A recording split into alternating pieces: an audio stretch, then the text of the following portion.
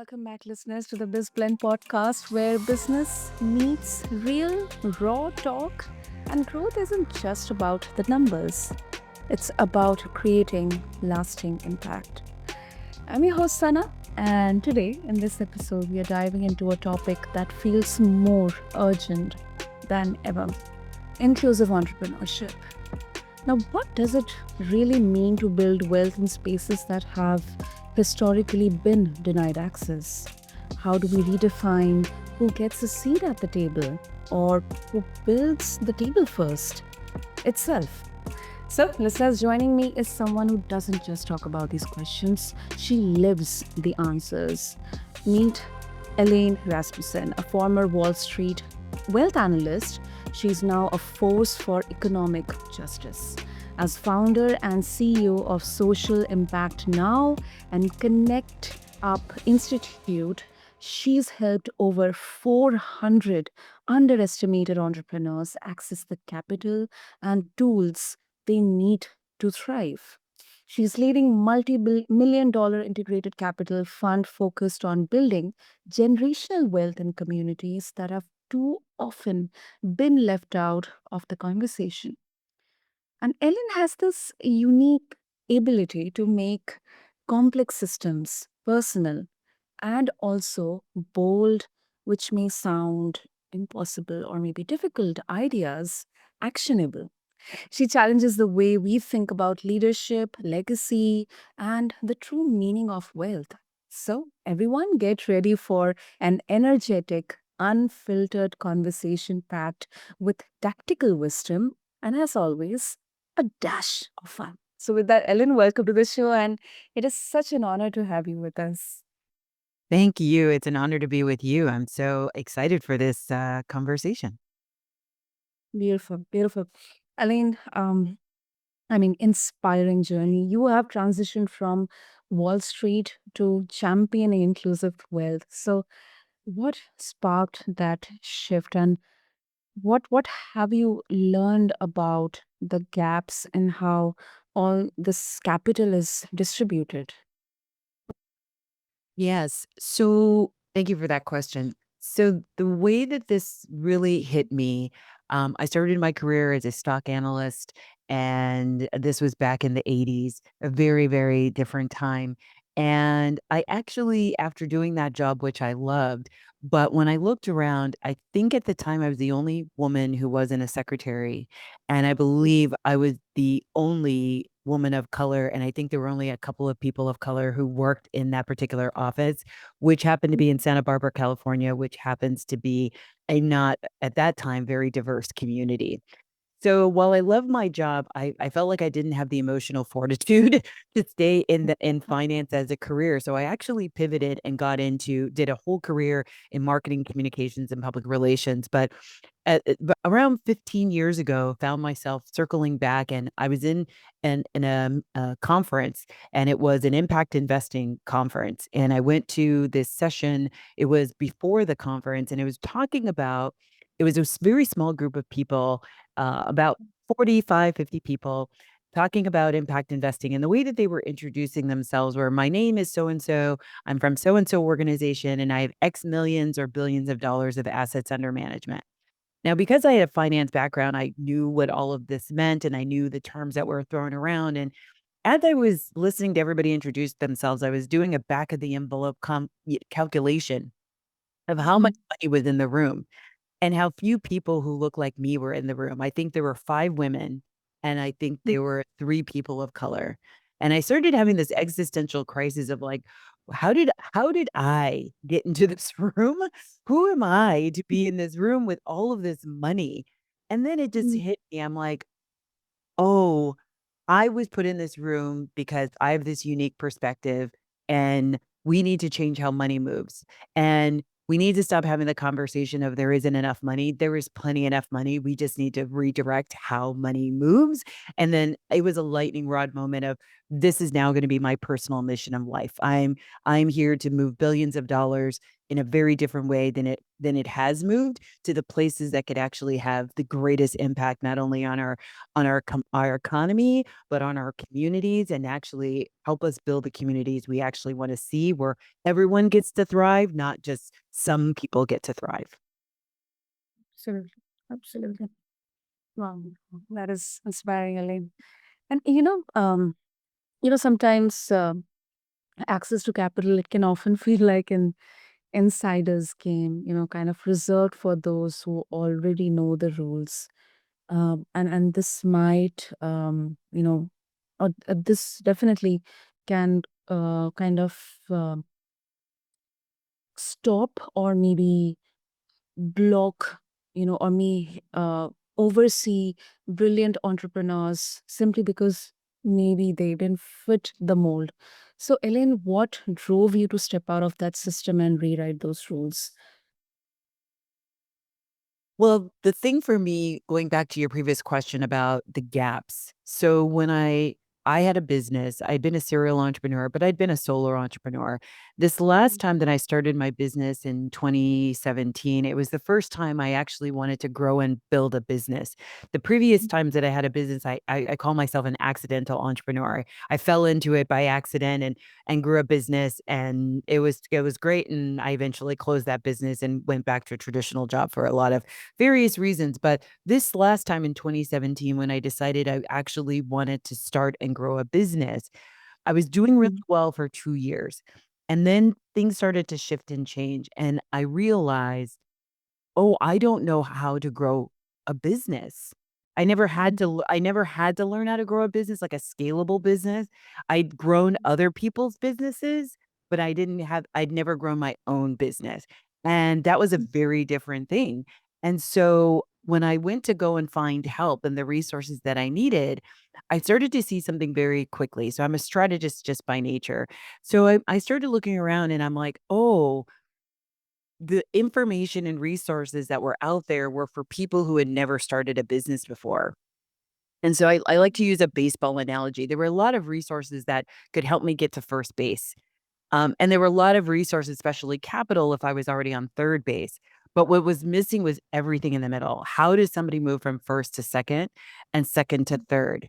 And that was the big blue ocean that I was really seeing in my entrepreneur ecosystem as far as helping me develop and grow as a business owner. And how do I get from $1 million to $5 million? Because that's a very different that's a very that requires you to operate in a very different way that maybe no one has taught you or that you don't have an orientation towards. And so I literally, after going around and asking people and going to different resources, I I nobody was really valuable in helping me get the answers that I was looking for. So it was at that point I said, "You know who can help me? Other entrepreneurs." So I literally started just hosting conversations with entrepreneurs on a monthly basis. I would order food and I would tell entrepreneurs to come. And I said, "All we're all gonna put our problems on the table, and hopefully somebody at this table can help solve our problem." And it worked. And everybody was helping each other, and everybody had different answers and experiences. And then from there, everybody started talking about capital and access to capital, and they were all having issues accessing capital. And I said, okay, having come from impact investing, I'm like, is capital really the problem? I don't know that that's really the problem. So I said, well, the best way for me to answer this question is let me start convening investors. So once again, I just started hosting conversations with investors and started asking them, like, what were they invested in? Why were they invested in that? Why weren't they looking at different opportunities? What would prevent them from investing in different opportunities of people who look like me, particularly like service based businesses or consumer packaged good businesses, which investors tend to shy away from. And when I got the answers, I really started to see very quickly where the disconnect was. One, there was no disconnect that there was no intentional opportunity other than pitch competitions to put investors and entrepreneurs in the same room for the basis of Mhm. building relationship. Because at the end of the day, people invest in people that they know. But if Yep. you come from a community that has been left on the margins, how to your point, how do you get into the secret handshake? How do you get into the room? And if you're an investor who actually wants to invest in your community, you want to invest locally, how do you find those people? So that was problem number one. Problem number two was the conversation that the investors were having was so misaligned from the opportunities that were available. And they had no one or no place that was educating them on how to reframe their thinking to actually get the impact that they were looking for, both in the financially, but also socially, to be able to do what they were trying to do. And then thirdly, it was clear that there were a number of gatekeepers, right? Particularly at the ecosystem level, that weren't trying to be really intentional about matchmaking or informing investors on how they can do their work better, but also preparing entrepreneurs to be better prepared for those conversations. So at that point, I was like, oh, bringing people together strategically is what I'm really good at, particularly as a having a marketing background. That's all you're doing is strategic alignment and strategic partnerships. So in Mm. 2018, I created a conference that was really meant to solve all three of those problems, called the the ConnectUP Summit, where I brought together 200 entrepreneurs, investors, and ecosystem partners for deep relationship building, information, and tactical, intentional networking. Wow. That is like analytical, creative, and the power of community. Oh, so many things to learn from here, for all the entrepreneurs out there as well. So thank you for sharing that, Elaine. Now let's talk about the reality check here. Yes, yes. So when we talk about inclusive entrepreneurship, what are some of the biggest misconceptions? When we talk about inclusivity, I kind of often see it as, one of the checklists or the checkbox, which has to be ticked about. But where do you see the real disconnect between good intentions and real impact? Oh my gosh, such a great question. So I'll talk about this from two perspectives: the perspective of the founder and the perspective of investors or sources of capital. So from the Mhm. entrepreneur perspective, I think we're so conditioned to hustle, right? And what I tell Mm. founders is you need hustle. You need hustle is what makes you pursue a podcast like you, right? People will Yeah. tell you, like, that's silly, that's crazy. You might even tell yourself, no one wants to hear me talk about these things. And but you persist and you do it anyway. And you're like figuring it out on the way. You're building the plane while you're flying it. And that's amazing. But there comes a point where you then have to become strategic. And I think in Mm. this day of hustle culture, particularly that's perpetrated by music, it's perpetrated by pop culture of like, stay on your hustle, stay on your game. It's like, no, there comes a point where you got to look further than just reacting, because that's what hustle is. It's constantly reacting. And you've got to be thinking about, how will I get from 100 units to 1,000 units, or 1,000 units to 10,000 units, and 10,000 units to 1,000,000 units, right? What does that mean? And what does that look like? And what might be the things I need to put in place, like standard operating procedures and things like that? So I think we mistake, as entrepreneurs, of I'm going to Mm. hustle my way to success, whatever success, however you define success. So I think that's the first thing. From the ecosystem perspective, or from the source of capital perspective, I think to the point that you made when we started the show is the we when somebody doesn't have an lived experience that you have, they can't understand the value of the conversation you're bringing or the business that you're bringing. So I'll give you an example. There's a local Mm. university here. I sit on a judging competition around social entrepreneurs. For 2 years in a row, there were students of color. There were teams of students of color who created different uh, uh, uh, businesses. One was an app that helped international students, when they came to United States, acculturate to the community that they're living in. So it was kind of like, for lack of a better term, like a mini Facebook community, where if an Mm. international student was coming to Minneapolis, Minnesota, they could learn some of the mannerisms. What were some of the coded language? Where is a good place to hang out? Where is a good place to find other international students? Like, it gave them sort of this like introduction or onboarding or orientation to the community that they were living in. And my fellow judges didn't think that that was valuable. And I had to start to explain to them, as somebody who's traveled internationally, this is such an important thing. But because that was not their lived experience, they couldn't understand the value and the market opportunity. I'm like, do you have any idea how many international students come to United States? And that the marketability of US students going to other countries, like, they Mhm. couldn't see the scalability that I could see really, really clearly. But because I traveled and studied abroad, I knew what the problem was that they were solving. But they were discounted as far as the valuable and scalability of the company because the people who were judging had no lived experience. And I find that and it's hard for you as the entrepreneur to explain to somebody, no, this experience is a real thing. And we see this like with Black women and their hair products, right?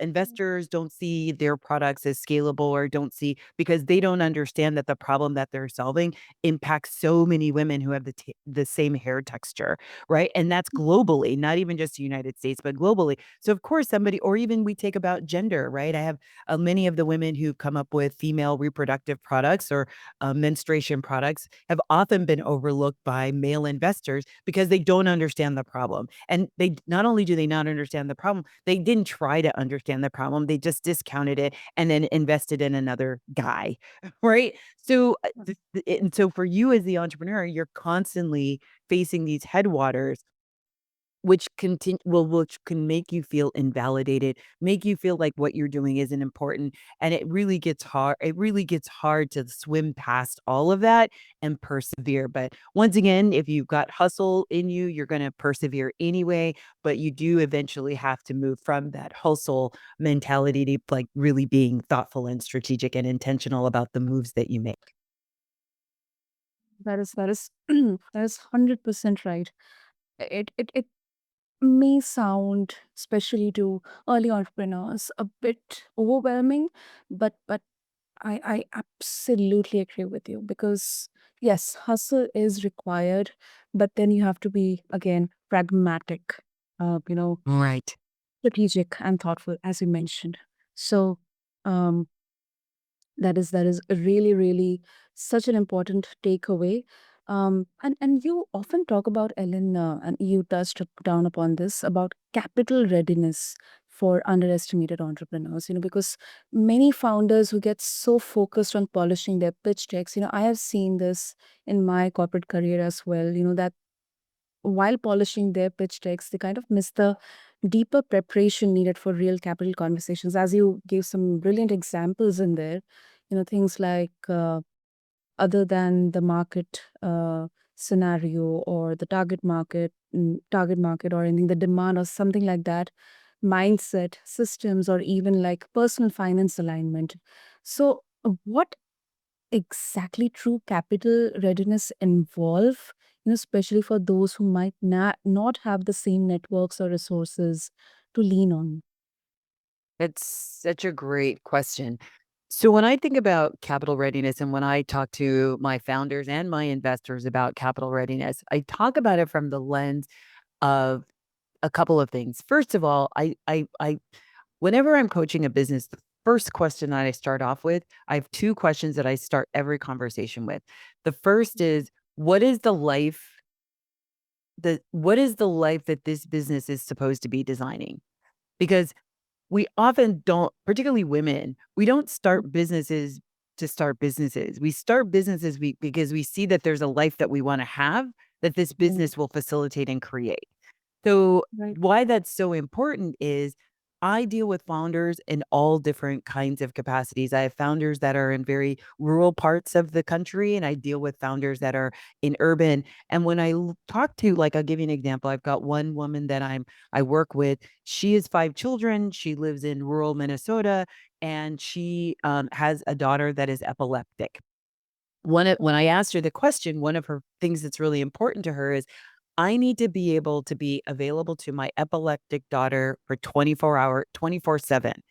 Okay, so then what that tells me as a business strategist for her is, we have to design a business that makes her available for her daughter who is epileptic. So that is going to put parameters on what kind of business we create, not the scope and the scale of the business, but what kind of business we create. So a business that really requires her to be in an office every day is not the business that we can create. The second question that I ask founders is, what does success look like? Because I think that that's another question. Everybody's not trying to be the next Amazon. Everybody's not trying to be the next Starbucks. Some people are very happy being the only coffee shop in their community and building a lifestyle business for themselves. So if that's the business that we're building, let's be very clear about that, because I'm not going to talk to you about going out and getting private equity investment or angel investors. If we just need to drive sales, right? That's a very different problem than if we really are trying to grow a multi-million-dollar company. So when we start off with that, then that helps me be very clear about all the other things of how the business model, all of those things, and then leading to the capital readiness. So, we're going to need to build this business through lines of credit. We're going to need to build this business with business loans, as opposed to, which is a very different thing than going out and get angel investing or crowdfunding or private equity investment. So first we've got to have that conversation. Then when we get into that's maybe the philosophical capital readiness. Then there's the mindset, right? Because many of us come with trauma around money. I don't know about you, but I grew up with stories being told of never borrow money. Well, that's very contraindicative. If you're trying to grow a business, you have to borrow money to grow the business. You can't, I tell entrepreneurs, you can't make enough sales to put back into the business, because as your sales go up, so do your expenses. So you're going to need to borrow capital in order to bridge the gap, to be able to buy the equipment, buy the human capital to be able to grow the business. So that's one thing. But then when we talk about, and then the third piece of it is, okay, if we are growing a multi-million-dollar business, then capital readiness then goes into the operational capital readiness, operational pieces of the business of, yes, to your point, do you understand what your customer acquisition costs? Do you know what your cost of goods sold? Do you know at what particular point you start to get volume discounts where you can add more percentage to your profit? Do you know what your profit margin is? Are you hitting that profit margin on a regular basis? When are the times that you're busy? What products are selling the most? That's all being, and I tell my founders, I'm like, most of you will never get private equity investment just because of the nature of your business. And so don't spend your time on a pitch, because on a pitch deck, because the pitch deck is not going to serve you. You need to be able to tell the financial story of your business. That is the most important thing that you need to be able to do. Even if in that story there are bumps like, hey, I declared a bankruptcy. It's not about the fact that you had a bankruptcy or you had a business close. It's really about, what did you learn from that and how are you shifting the business to make sure that that never happens again? So those are the elements that I think about when I talk to my founders about capital readiness. It's the psychological, the philosophical and psychological. It's the the kind of operational, and then there's sort of the aspirational. Absolutely, absolutely. Perfect words. Operational, but aspirational as well. It's like you are not only guiding um with what's right for business, but it's holistically right for the founder or the entrepreneur and the business as well. And Exactly. it cannot be same for everyone. So Right. that is really, really, really insightful, Ellen. Really insightful. Personally, for me as well. Okay, so before we wrap up, Ellen, of course, one of the most important and very inspiring aspect of your work is you talk about the power of community, investing in community, and I got that sense from your journey. I mean, how you started with all of this and how you sit down with entrepreneurs, uh, while on the table, maybe lunch or brunch or anything, but you talk about their business, their aspirations, their dreams. So um but you also emphasized on community investment as a part of that wealth building process. So, how can entrepreneurs start thinking beyond personal success to include reinvesting in their communities? I mean, are there any specific models or strategies that you have observed which could help build wealth collectively, not just individually. Yes. So there's a few parts of this. Mhm. One, going back to your good intention. So when I think about the outside in, right? So your community and you, I think going back to your question about good intentions, I find that the road, my grandmother used to say the road to hell is paved in good intentions. We need to be more thoughtful about the things we do, and are we causing harm, or are we being additive, or are we being are we taking away? And so Mhm. that's where I think we have to be better about asking more questions before we act, right? So instead of just presuming, "Oh, I'm gonna make this connection to this corporation to now be a customer." You might need to talk to the entrepreneur first, because the worst thing that you would want them to do is to make an introduction and not be able to follow through on that introduction. Meaning, if you're saying, "Hey, I know this company is, they're making X widgets, and I'm gonna do this email out of the blue because I really want them to be able to move from X widgets to Y widgets," you know, without talking with them, you might put them in a situation where they're gonna commit themselves to it because they're like, "Oh, like, this is a really great opportunity, and I don't wanna say no," and the opportunity ends up, like, killing the business, right? So just being more thoughtful, about, what are we asking for? I think the other thing that we ask entrepreneurs is we ask them to do stuff for free, and we shouldn't ask them to Mhm. do things for free. I think our good intention is, "Oh, we wanna create a stage for them," but they still need to run the business. And so really being thoughtful and mindful of, like, once again, are we being extractive? But then going back to your question about community building and involving the community, and how do we as an entrepreneur give back to our community? I think looking for opportunities, if you're able to buy from your local businesses, prioritize buying from local businesses. Yes, it's a little, you might have to pay a little bit more, you might have to travel outside of your way, but then we have to make that effort, because then we can't be upset when we start to see our community close down, when we start to see empty buildings, when we start to see, people in our community moving out of the community. They've moved out of the community because people are not practicing their purchasing power, right? And then when it comes to the entrepreneur, I always tell entrepreneurs, if you've ever traveled, if you've ever gone on a plane, the safety announcement is, if mask comes down, your breathing mask comes down, put it on yourself first before you help other people. I find that entrepreneurs, they naturally want to help other people, and that's great, but I always tell them, they're like, "Oh, I wanna do a give back," and I'm like, "Do a give back when you've had 6 months of consistent sales.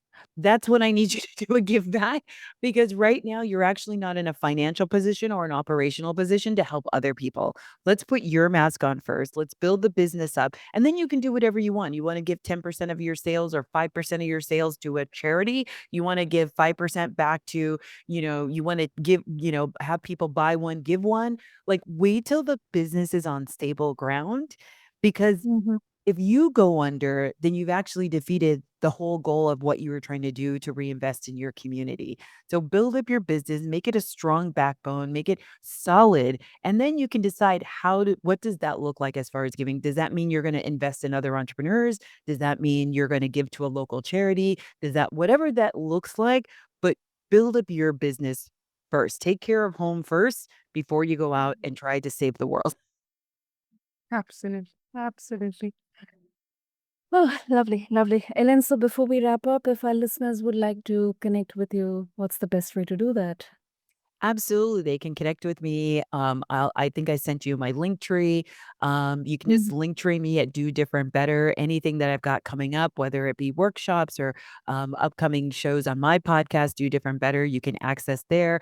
But also, you can reach out onto me on Instagram at Do Different Better, as well as LinkedIn at y.elaine Rasmussen. I'm the only brown Elaine Rasmussen, so I should be easy to find. Oh, great, great. I'll make sure to have all the links mentioned in the show notes. And Elaine, what a powerful conversation we had today. Pragmatic, practical, yet so inspirational conversation. I'm really walking away with a whole new lens on what it means to build wealth. Not just for ourselves, but for our communities, for future generations, and for the systems we are part of. So Thank you so much, Elaine. Thank you. It was a delight. I really appreciated the conversation. Thank you. So, to all of the BizBlend listeners out there, here is my invitation to you. What's one thing you can do differently about after hearing this? Maybe it's rethinking how you fund your business, or maybe it's mentoring someone who's underestimated, or maybe it's just asking tougher questions about the systems you're working within. Don't let today's insights sit on the shelf. Take them into your world and act on them. And to connect with Ellen, just refer to the show notes along with this episode. And if this episode sparks something within you, please share it. Leave us a review. Let us know what was the most insightful takeaway for you. And let's amplify these conversations because inclusive entrepreneurship is the future. And we all have a role to play here. Until next time, this is your host Sana, and this is BizBlend, where we blend business, boldness, and the belief that we can build something better together. Thank you.